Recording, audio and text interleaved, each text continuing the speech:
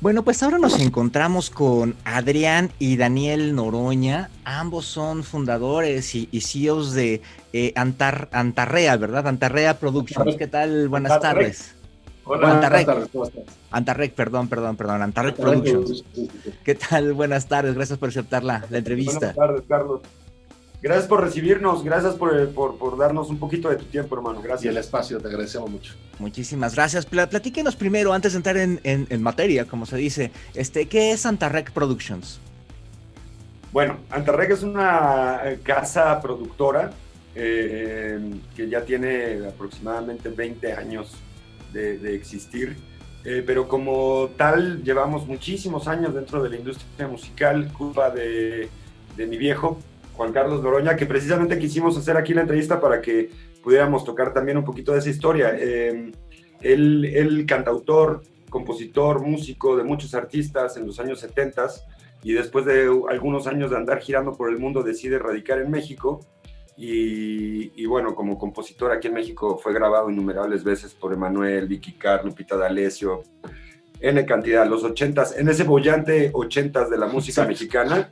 Además de otras épocas de la industria, ¿no? Ahorita que dijiste a los artistas, quizá los millennials no entenderán, pero es una época súper importante de la música en México.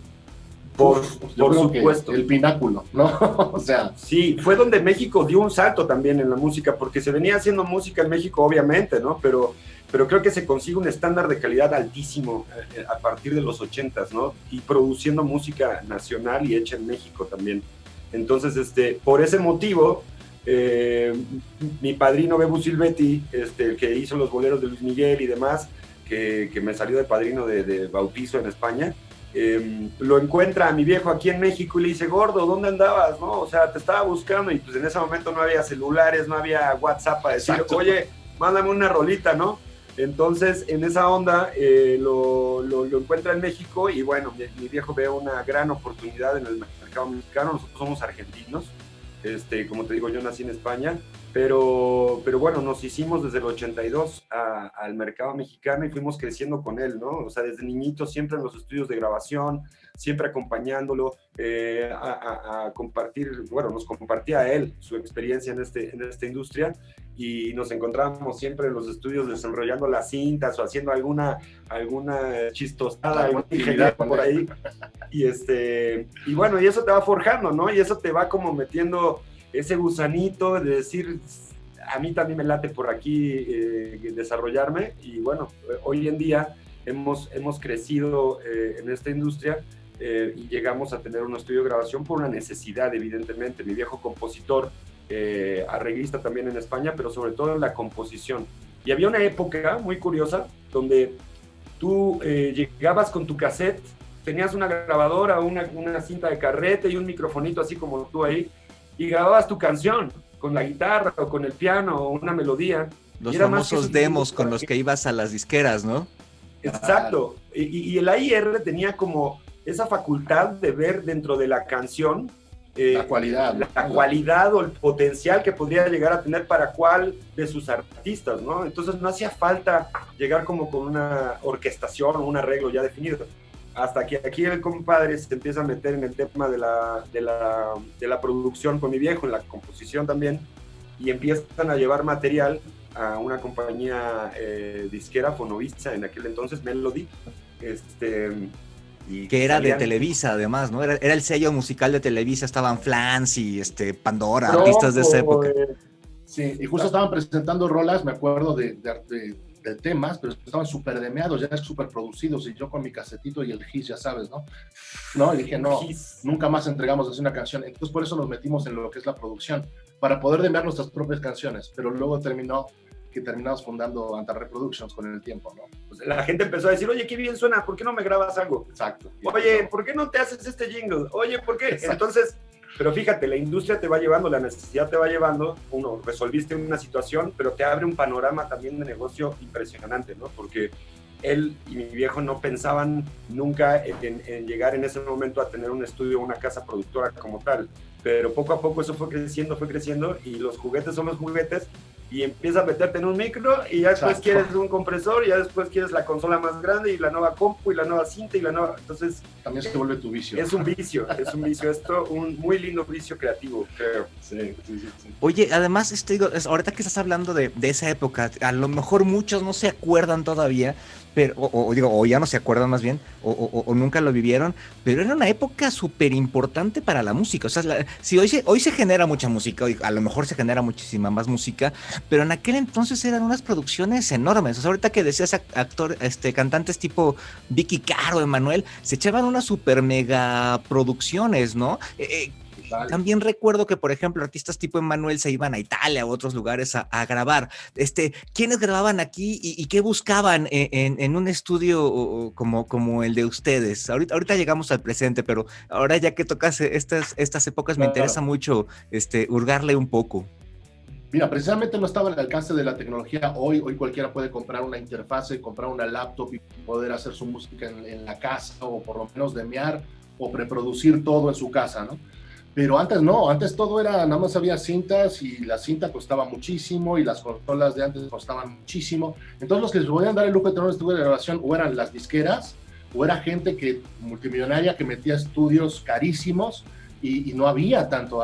Entonces, o era grabar en esos estudios, o el que tenía muchísimo presupuesto también se podía ir a grabar a otros países, ¿no? Buscando sonidos y otras cosas. Por ejemplo, en Italia el sonido italiano, o sea, en España, de repente el productor se involucraba su sonido, entonces se iba en busca de eso, pero sí era muy caro grabar, porque los estudios eran carísimos, costosísimos, y eso es lo que ha cambiado en la industria actualmente, ¿no? Que hoy la gente puede producir en su casa. Precisamente, perdón que te corte, los estudios de grabación en ese entonces independientes no existían. Casi no había. Lo que existía, o lo que sigue existiendo también, pero cada vez es poco, porque ya no los mantienen como antes. Sony tiene su estudio de grabación. Un estudio precioso, gigantesco, con 3 estudios. Sí. Es una maravilla de lugar. BMG tenía su estudio de grabación. EMI Capitol, que el famosísimo Abbey Road, es un estudio de EMI Capitol, claro, que se llama Abbey Road, ¿no? De hecho, hoy en día EMI Capitol fue absorbida por Universal, pero no le permitieron, la corona no permitió vender Abbey Road. Abbey Road se quedó como parte de los ingresos casi de la nación. O sea, la producción de música en Inglaterra es súper importante, y tengo entendido que es el segundo o tercer ingreso fuera del mercado importante, ¿no? De cosas, pero a nivel de música es el tercer, de otro tipo de negocios, es el tercer ingreso de la nación en el espectáculo, en la música. Para Entonces, los que no sepan, es que alguien que no sepa, Abbey Road es el estudio donde grababan los Beatles, ¿no? Claro, es icónico. Es icónico. Y ahora que dices también esto de la música, también, por ejemplo, cuando fue la inauguración de los Juegos Olímpicos de Londres, pues todo estaba centrado en la música, precisamente por la importancia que tiene como industria para ese país. Por supuesto. Por supuesto. Yo creo que parte del desarrollo tecnológico también, y de la punta de la lanza de la tendencia, durante muchísimos años fue Inglaterra. Y yo me atrevería a pensar que hoy en día se siguen haciendo cosas en Inglaterra, que después de un tiempo marcan una tendencia y vuelven a como un camino. Hoy en día, está pasando de todo en la industria, y como dices, se produce muchísima música, pero en ese entonces, si no pasabas por una compañía disquera, no tenías accesos a esos grandes estudios, esos grandes productores, ¿no? A nosotros nos toca ya cuando todo se empieza a hacer más chiquito, ¿no? Cuando empieza a haber las grabadoras de cinta más chiquitas. Sobre todo tiene un impacto muy fuerte el Pro Tools también. La computadora. Cuando aparece Pro Tools hay un cambio radical en la industria, ¿no? Porque ya no necesitas la máquina de cinta que costaba $50,000, entonces con un equipo en computadora hacías lo mismo, es una grabadora, pero en vez de ser en cintas en la computadora. Entonces, Pro Tools fue el primer sistema, el primer software, digamos, importante para grabar música. Exactamente, eso fue un cambio radical en los 90s y cambió la industria. Muchos estudios empezaron a morir a raíz de eso. Pero fíjate que cuando nace lo digital, nace en un error. O sea, los que midieron o los que pusieron las medidas del mundo digital se equivocaron, porque hicieron un límite. Lo que escucha el ser humano es de 20 a 20,000 Hz. Pero la sensación que produce más allá de los 20,000 y más abajo de los 20 no se escucha, pero se siente. Pero el mundo digital eso lo cortó. Por eso cuando uno escucha un acetato siente otra cosa, y cuando escuchas un CD esa sensación no existe. Por Claro. eso los melómanos y los que mantienen el vinil, y el vinil, si lo buscas, es súper vendido hoy en día, ha regresado muchísimo porque no tiene el sonido de lo digital. Y O sea, por el ejemplo, digital- estos nuevos formatos como el que anunció Spotify de este High Definition y demás, ¿es similar o sigue teniendo esta textura digital que hoy nos parece muy normal? Mira, lo que pasa es que sigue siendo compresión. O sea, el MP3, cuando tú usas MP3 estás comprimiendo audio.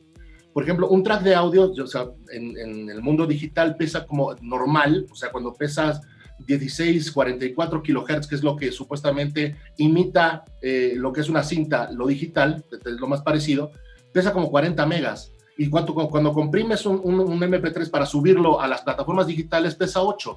O sea, estás cortando el audio para poderlo meter en lo digital. Entonces estás perdiendo sonido. ¿Me entiendes? Entonces es muy malo el MP3. El único en el digital que está permitiendo el sonido real es Tidal, por ejemplo. Es el que te permite subir las cosas en WAV, que es lo más cercano al analógico real que escuchamos. Los demás comprimen y la compresión es muy mala para el audio, es perder calidad, ¿me entiendes? Entonces, esas son cosas que vinieron pasando con la revolución tecnológica. Nosotros, a pesar de todo eso, mantenimos en Antarrec, quisimos siempre mantener que no se pierda el aspecto de la grabación y de pasar, lo hicimos como un estudio híbrido, que si usamos la tecnología, usamos Pro Tools y todo, pero seguimos usando esas consolas. Por ejemplo, nos hicimos de una Trident del 85 como consola. Una consola inglesa, vintage. Que todavía todos los potenciómetros, todo está hecho a mano, ¿me entiendes? Además es enorme, ¿no? No es exacto, son consolas súper pesadísimas, que a lo mejor comercialmente dices, bueno, es un gasto innecesario. No, porque el sonido, si uno se pone picky, es diferente. O sea, cuando pasas por ese tipo de aparatos, el color que te da y el resultado que te da es diferente. Y pienso que eso se ha perdido con lo digital. Nosotros defendemos desde Antarrec, defendemos ese sonido, y nos hemos jugado siempre por ese mundo híbrido entre lo que era el sonido de las consolas y, ¿por qué no?, usando lo digital también, Pro Tools para grabar, ¿no? Sin problema, los dos mundos los tenemos aquí en Antarrec. Te quería decir que, adelante.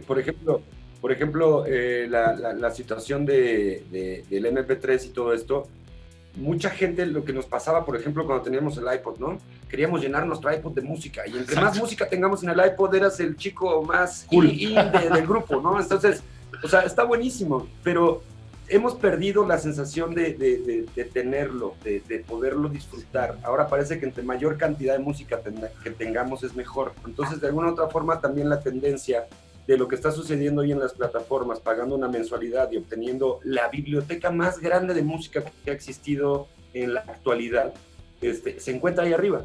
Y tenemos el acceso con una pequeña cantidad de dinero al mes a toda ella, ¿no? Entonces, la gente generalmente vuelve a repetirse. Por más que hay mucha cantidad, no es que se llegue a más artistas. Es un gran tema también que voy a discutir, porque se está produciendo muchísima música hoy en día.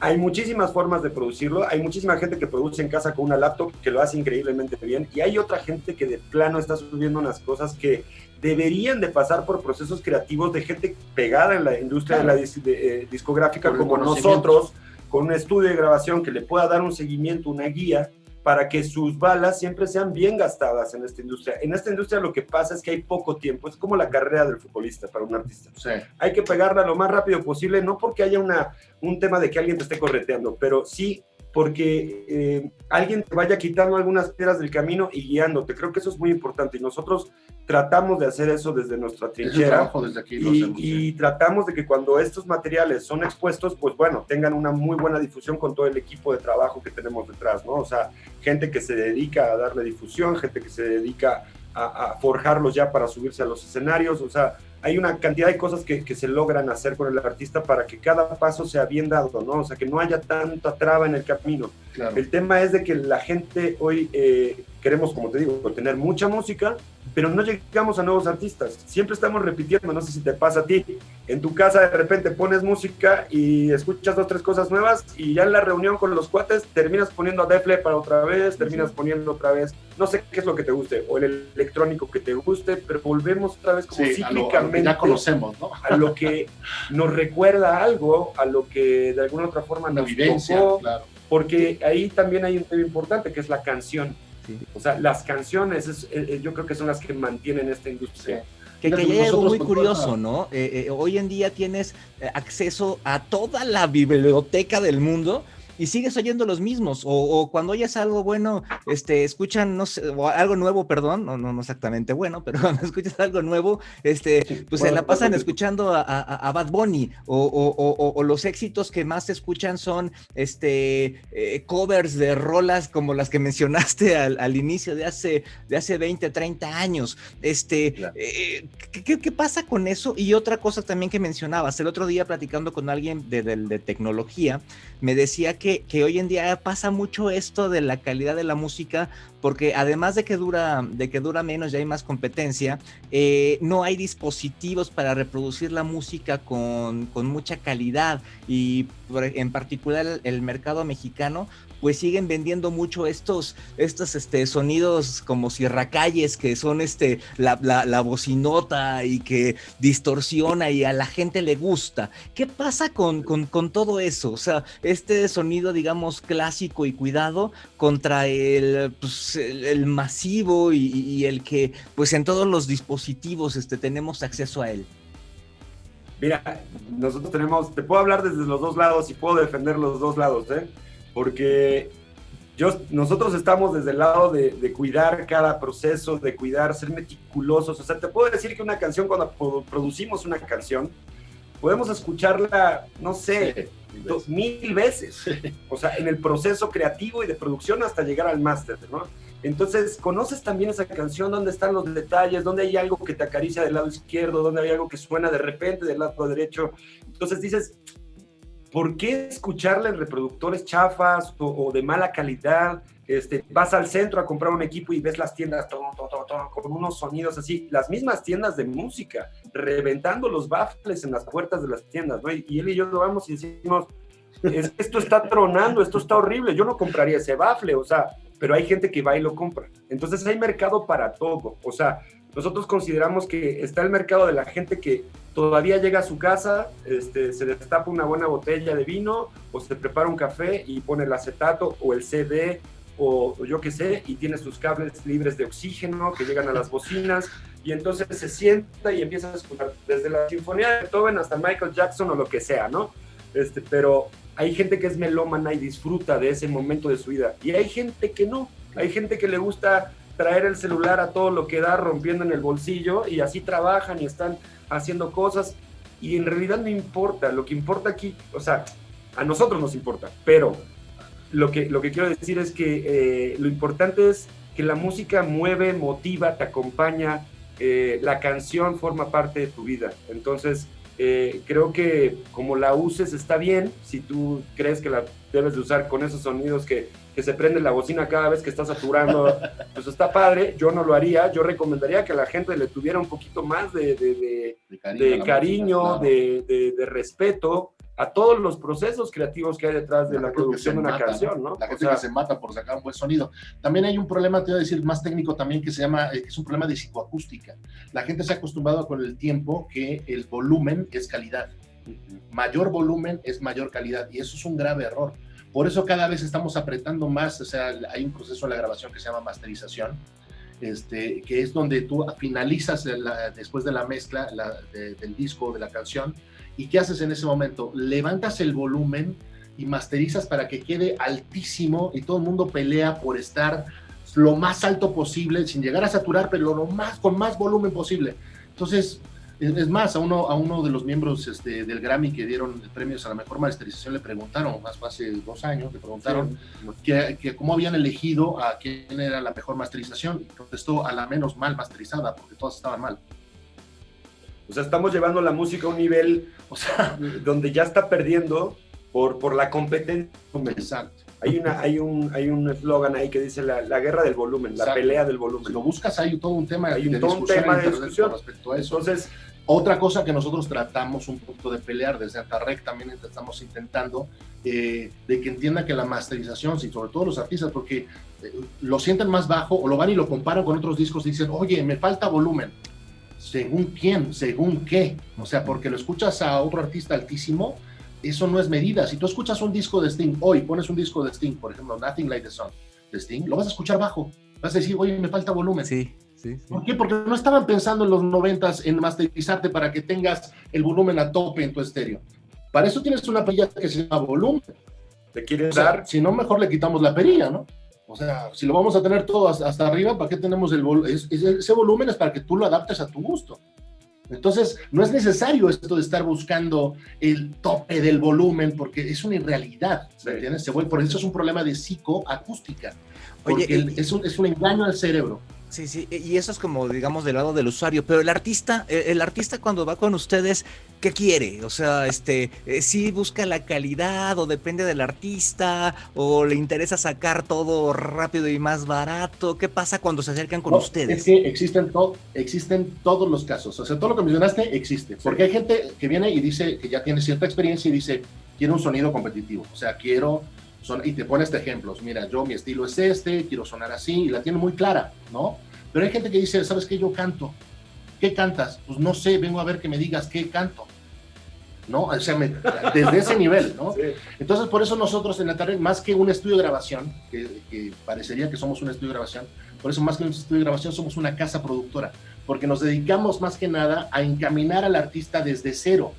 O sea, nos encargamos de, a ver tu estilo, a ver qué temas puedes cantar, ensayar con él, checar, sabes que te queda, no te queda, este estilo va bien para ti, chécalo, escúchate, grábate, vamos a hacer unos demos, luego de los demos pasamos a la etapa de arreglos definitivos, luego ya entramos con los músicos a grabar, una vez teniendo ya eso, mezcla, masterización y ya se entrega el máster definitivo. En México, ¿cómo está ese tema? Por ejemplo, ayer estábamos oyendo a Britney Spears, así, de estas cosas de que el algoritmo te lo pone y está la Britney Spears, vamos a dejarlo. Y estábamos viendo que, pues bueno, puede ser mala o buena, pero la calidad de producción es excelente. Ella como artista, pues es completa, o sea, no es un artista que puje o que sea famosa, o sea, prevalece por eso. ¿Cómo está en México ese tema? Con respecto a esa producción, por ejemplo, o sea, me estás poniendo la producción de Britney Spears como ¿qué pasa en México con respecto a ese tipo de producciones? Bueno, siguen habiendo, o sea, finalmente, fíjate que en Estados Unidos, yo pienso que ella es lo que llaman producto marketing, o sea, está súper dirigido, o sea, es consumible, es directo, o sea, es Coca-Cola, consúmase, úsese y ya, no sé si dice propaganda o no, pero bueno, y además hay un mercado de eso, NSYNC. O sea, tú ves y están todos como en ese extracto, ¿no? Pero la diferencia, por ejemplo, del mercado norteamericano con nosotros, que siempre luego lo discutimos mucho, que en vez de copiar lo bueno, no sé, copiamos lo malo, ellos tienen un mercado muy amplio. O sea, ellos te pueden ofrecer eso, pero también te ofrecen a Michael Bublé, a Norah Jones, a Alicia Keys, el country llena estadios. O sea, tiene un mercado amplísimo y nuestro mercado siempre como que se va sobre lo que está funcionando. Entonces, si esto funciona, entonces el 90% de lo que se produce y todos copiamos eso. Hubo un boom en esa época donde todos las personas queríamos encontrar en México a la Britney Spears o queríamos encontrar a los NSYNC y a los Backstreet Boys, ¿no? Entonces hubo una tendencia de sacar coreográficos. Y aquí han salido miles, pero gracias a eso, ¿no? Digo, y no está mal, porque está bien que existe esa música. O sea, la verdad es que no estamos en contra nunca de la música comercial, al contrario. Ni del reggaetón. La música tiene que ser comercial y tiene que representar una industria o la propia industria para el artista y poder vivir de lo que le gusta hacer, ¿no? Claro. Y eso es increíble. Pero que se vuelva como una tendencia total, creemos que cierra otro tipo de mercados. En México nos pasa a veces eso, donde todo se vuelca siempre como que un radar, el ojo de Mordor, siempre mira hacia determinados géneros y nos olvidamos que en México pues también existe el ranchero, ¿por qué no? Y hay mucha gente que le encanta el ranchero. El país del ranchero, ¿cuántos exponentes tenemos realmente funcionando en ranchero? Tenemos 6 exponentes en México del ranchero, cuando... Y que ya no nada más cantan ranchero, ¿no? Le combinan géneros, inclusive en una misma producción, ¿no? Sí, ahora salió Nodal, que lo hace muy bien, pero para ser el país de ranchero deberíamos tener una exposición mucho mayor, digo yo, ¿no? Por ejemplo, y que seguramente hay, si los metemos a los estados, debe haber gente maravillosa haciendo cosas increíbles, pero pues que el mercado no los está aprovechando porque están todos mirando, como dice mi hermano Lobo de Mordor, a lo que está funcionando, ¿no? Entonces, es ese como que exageración, y la culpa obviamente que no es del reggaetón, sino es del medio, ¿no? O sea, de la industria de la música. Oye, rápido, ahorita que mencionas esto del reggaetón, a mí no me gusta el reggaetón, lo admito, y de repente es una discusión generacional y demás, lo que sea. Vale, pero vale. Lo que pasa, ahorita que mencionabas esto de Britney y demás, y lo que funciona, el reggaetón no es precisamente la materialización de eso, o sea, tener el mismo ritmo, tener el mismo tipo de temáticas, tener las mismas voces, etcétera, para que pegue, porque la gente no está viendo algo nuevo y ya sabe de qué se trata. Sí, obviamente, porque está el efecto le decimos el efecto borrego, porque definitivamente cuando algo está tan posicionado y que te lo ponen cada 5 minutos, te termina gustando. O sea, a mí de repente había canciones que no me gustaban y de repente voy a una fiesta y ya estoy bailándolas. O sea, hasta estoy así, digo, pero pues si no me gusta, ¿qué está pasando, no? O sea, pero es la repetición, o sea, te lo repiten tanto que te terminan acostumbrando a lo que hay, ¿no? Entonces, el mercado es el que expone a la gente que pueda tomar diferentes opciones, pero si el mercado no te lo ofrece, no le estás dando a la gente la posibilidad de decidir o de probar, ¿me entiendes? O sea, te dan lo mismo, terminas consumiendo lo mismo. O sea, es un efecto también de la mercadotecnia, ¿no? Nosotros siempre hemos creído que hay 2 clases de música, la buena y la mala. No importa el género. No importa.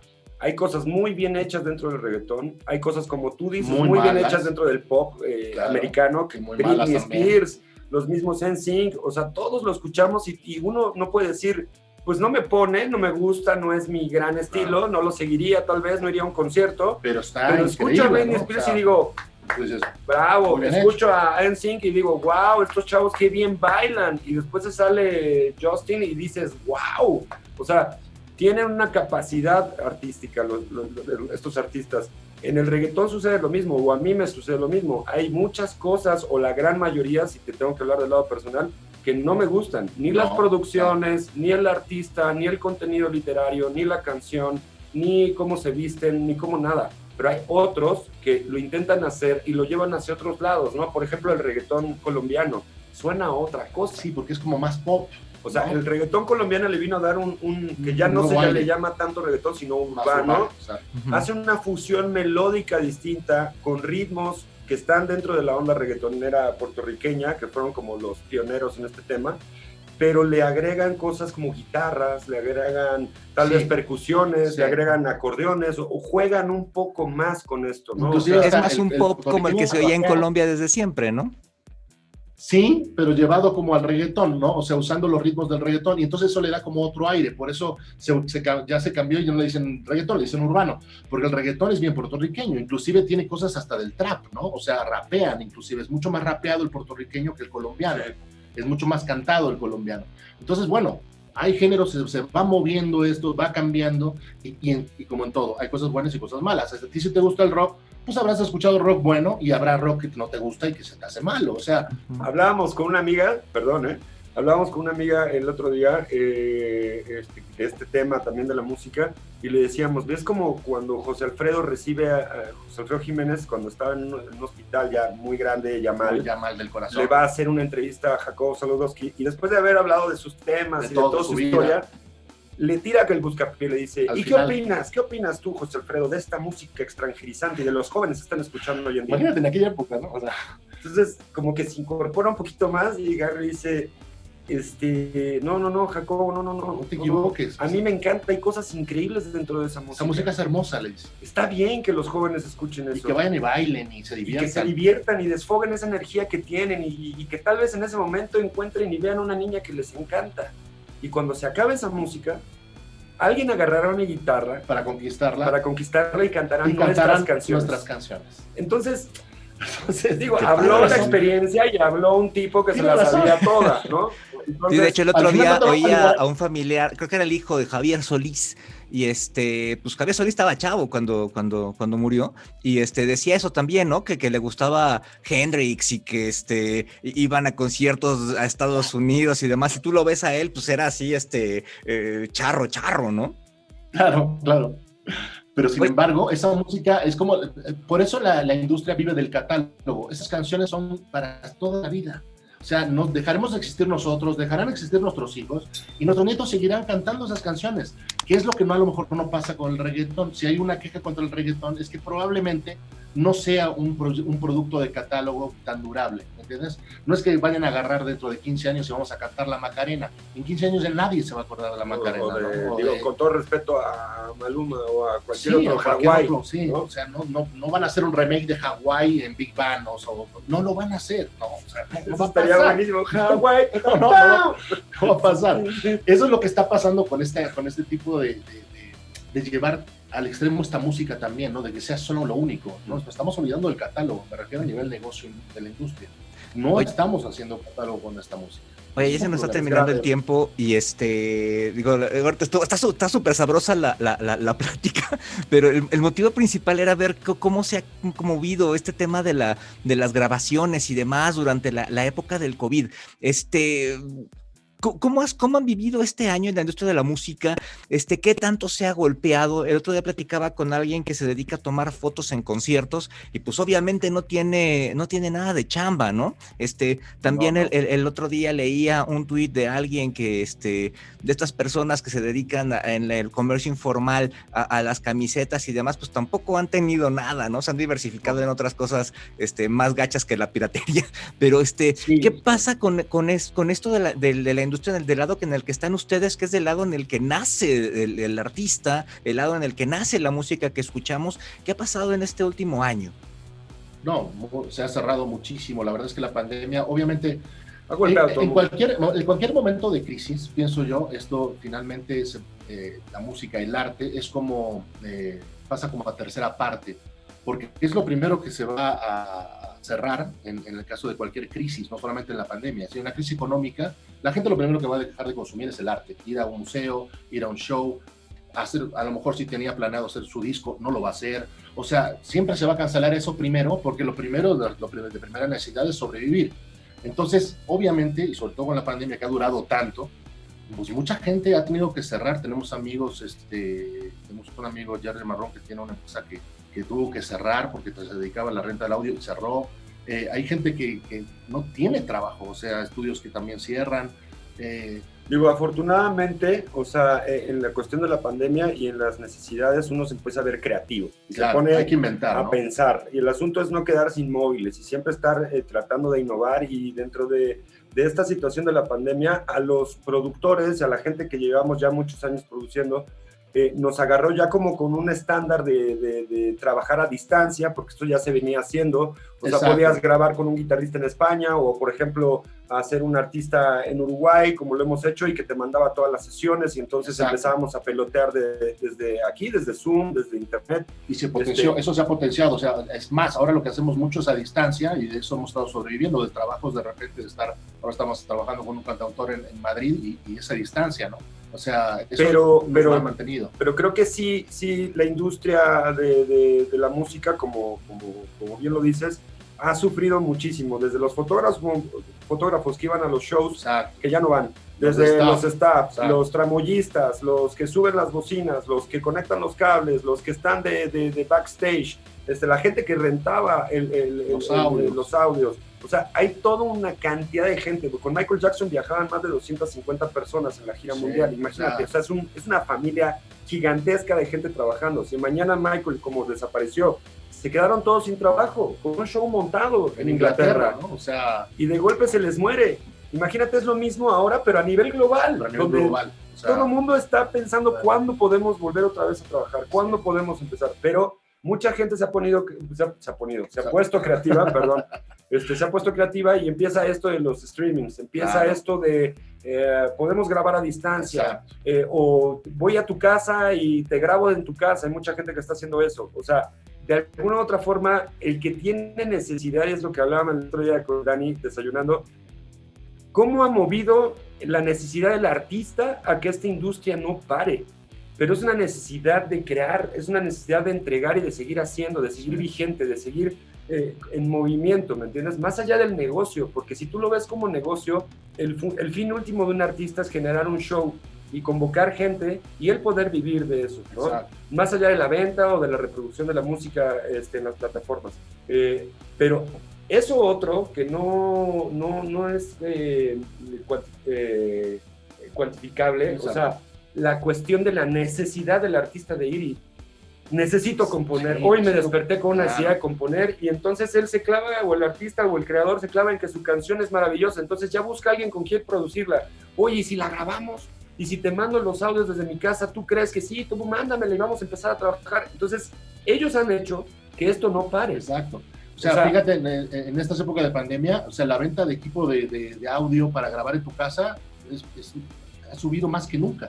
¿Por qué? Porque la gente necesita seguir haciendo. Entonces no puedo salir, bueno, me compro una interfase de audio y me pongo a grabar y a maquetear en mi casa. Entonces, y la cantidad, por ejemplo, de cosas que se suben a internet ahorita han subido muchísimo. O sea, la gente sube y sube más que antes inclusive, ¿no? Entonces, es como... Ahí hay un tema, ¿no? O sea, nosotros siempre consideramos que está muy bien todo este acceso a la plataforma, a poder subir material y todo, pero si tú te das cuenta, antes la radio fungía como una especie de filtro. Era como el filtro, era lo que te decía que tenías que escuchar, ¿no? Y después fue MTV, por ejemplo. Exacto. El tema ahora es que están abiertos, que cómo llegamos, ¿no? Cómo llegamos a esos nuevos materiales, a la gente. Es tanto y tan vasto el mercado, la música, que dices, pongo play y después ya no sé qué ponerle play. Sí, o sea, yo quisiera seguir escuchando, pero o sea, es tanto que a veces ellos mismos pierden, ¿no? Por andar subiendo tanta música. Pero volviendo a lo de la pandemia, nosotros nos hemos tenido que adaptar. O sea, me pienso que la recomendación para todos es que busquen, que busquen formas, que se adapten, porque no hay otra para sobrevivir, y es lo que hemos tratado de hacer de grabaciones a distancia. Antarreg ha hecho mucho eso últimamente, grabar a distancia, eso nos ha mantenido. Y también como Antarreg lo que estamos haciendo es abrirnos ahora sí al apoyo de artistas, o sea, ya fungir más como una, no te digo una compañía disquera, pero sí una desarrolladora de talento propio, ya no solamente desarrollarlo, entregar un máster y bye, ¿no? Ahora estamos desarrollándolo todo lo posterior, porque nos hemos dado cuenta que hay todo un tema con eso de que les entregas una producción y creen que ya con eso están hechos y con subirla están hechos, y no es así. Sí. O sea, ahí recién comienza la otra mitad del camino. Entonces, con esta pandemia nos empezamos a organizar con todo el equipo y empezamos a decidir a quién podríamos apostar, con quién nos podríamos subir. Nos juntamos con Gary, nos juntamos con... Hay todo un equipo de gente. Entonces, lo que estamos haciendo ahora es sacar nuestros propios artistas. Uno de ellos, precisamente, es algo del género que dices que no te gusta mucho, pero está dentro del pano del urbano. Pero escúchalo, está bien hecho. Es un chico colombiano que se llama Ian. El tema se llama Te Superé, te va a gustar, ¿no? Está muy bien hecho. O sea, y la verdad es que nosotros no nos involucraríamos si no tuviera esa cantidad de capacidad artística, claro, de carisma, y el tipo puede cantar con una guitarra. Canta muy bien. O sea, es muy completo. Entonces nosotros que defendemos mucho esa parte de la música, de ser congruente y de ser un tipo completamente trabajado, pues la verdad es que nos sorprendió y empezamos a trabajar con él a principios de año, a mediados del año pasado, y bueno, seguimos avanzando con eso. Y esa es la idea de seguir cíclicamente sumándonos a algún proyecto que nos llame la atención, ¿no? Como casa productora. Oye, ya para ir cerrando, digo, ahorita que mencionabas todo esto, el otro día, por ejemplo, estábamos viendo un documental de, creo que era Dua Lipa, cómo genera una canción, y pues, ya no es como antes, que se encerraban en un estudio y se ponían a escribir así como, no sé, me acuerdo un documental de los Red Hot Chili Peppers que rentaron una casa en no sé dónde y se metieron ahí a escribir, a grabar, llevaron a su mamá para hacer los coros, etcétera. Aquí la chava durante el día va escribiendo cosas, tiene otras dos personas, se sientan, graban, de repente graba un cacho de la voz, otro cacho de la voz. ¿Así graban todos hoy en día o solamente es ese nivel de artistas que sacan pues casi de rola por semana? Bueno, a mí me parece que, bueno, por ser un documental está un poquito montado, o sea, no creo que lo hayan hecho en un solo día, o sea, porque el proceso de composición, a menos que seas un genio, o sea, te sale una rola, y sobre todo de ese nivel que fue un hit mundial, o sea, vamos a juntarnos en la mañana y hacemos un hit mundial. O sea, me acabas de matar la ilusión. No, perdón, pero es que te lo venden muy fácil. O sea, esto también de la imagen, la televisión, te venden las cosas de una forma que luego en realidad no es así, ¿no? O sea, lo hacen precisamente para hacerte como partícipe de la vivencia de cómo es el proceso. Así, como te lo mostraron en el documental, así es el proceso, pero no quiere decir que lo hayan hecho en un día. Esa es la realidad. Y sí, ¿no? puede grabar por pedazos porque la tecnología hoy da para que nosotros estemos hablando ahora y tengas un micrófono y con ese mismo micrófono puedes grabar tú una canción y grabar toda una idea. Y estarte dirigiendo nosotros a distancia, por ejemplo. Lo que hace ella es tener un piano en su casa, un equipo de gente que compone con ella, y graban y hacen sus maquetas y todo, y después van y vuelcan todo con el productor en el estudio. Exacto. Y ya hacen la toma de, a ver, no, repítelo otra vez, o si le salió de una, ¿no? Pero efectivamente tiene razón, no es como antes. O sea, Michael Jackson para el disco de Thriller rentaron el estudio, ¿cuál fue el estudio? El Capitol. No fue el Capitol, fue Westlake, o fue, bueno, no me acuerdo del estudio, lo rentaron un año por adelantado Lockout.